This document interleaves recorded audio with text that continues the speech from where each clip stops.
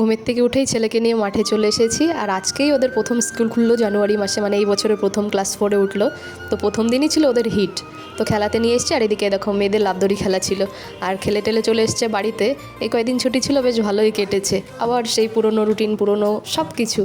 আর বাড়িতে এসেই দেখি ছেলের বাবা মাছ নিয়ে এসছে, তো সোয়েটারটাকে পাল্টেই চলে আসলাম মাছ ধোবার জন্য। এই শীতের মধ্যে ঠান্ডা জলে কাজ করতে একদম ভাল লাগে না। এই যে মাছটা যে ধুচ্ছিলাম আমি হাতে কোনো সার পাচ্ছিলাম না। আর ওদিকে মাছ ধুতে ধুতে কড়াইতে আমি আলু আর পেঁয়াজকালি ভাজা বসিয়ে দিয়েছিলাম সকালে খাবার জন্য। আজকে তাড়াতাড়ি রান্না করতে হবে, কারণ 12টার থেকে ছেলের আবার পড়া আছে। আমি স্কুল থেকে এসে দেখি শাশুড়িমা অনেক কিছুই গুছিয়ে রেখেছে, আমার শুধু রান্না করতে হবে।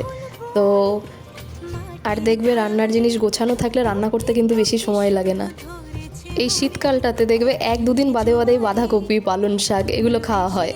আর আজকে মাছের ঝোলটা করবো আলু বেগুন দিয়ে, ওই জন্য আমি জিরে আর রাঁধুনিটাকে শুকনো খোলায় ভেজে নিয়েছিলাম, নিয়ে কড়াইতে তেল দিয়ে মাছ ভাজাটা বসিয়ে দিলাম।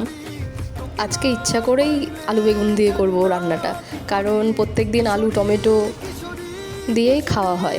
আর আমি মাছটা ভেজে নিয়ে ওই তেলের মধ্যে জিরে, রাঁধুনি আর কাঁচা লঙ্কা দিয়েছি, দিয়ে কষিয়ে নিয়ে ঝোল দিয়েছি। আর আজকে কি হয়েছে জানো, আমি না টমেটোটা দিতে ভুলে গেছিলাম, ওই জন্য ঝোলের মধ্যেই দিয়ে দিলাম।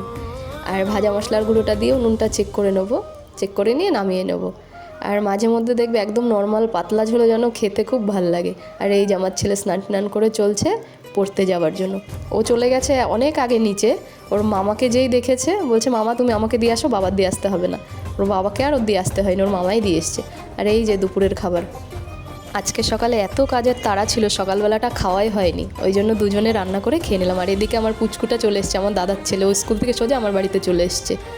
আর এই যে আমার বুনুও এসেছিলো আমাদের দোকান থেকে একটা রুম হিটার নেওয়ার জন্য। দাদার মেয়েটা হয়েছে, ও ভীষণ কষ্ট পাচ্ছে ঠান্ডায়, ওই জন্য একটা রুম হিটার নিয়ে গেল। আর আমি চলে গেলাম ছেলেকে আনতে, আর ছেলেকে নিয়ে বাড়ির দিকে চলে আসলাম। ভিডিওটা এই পর্যন্ত।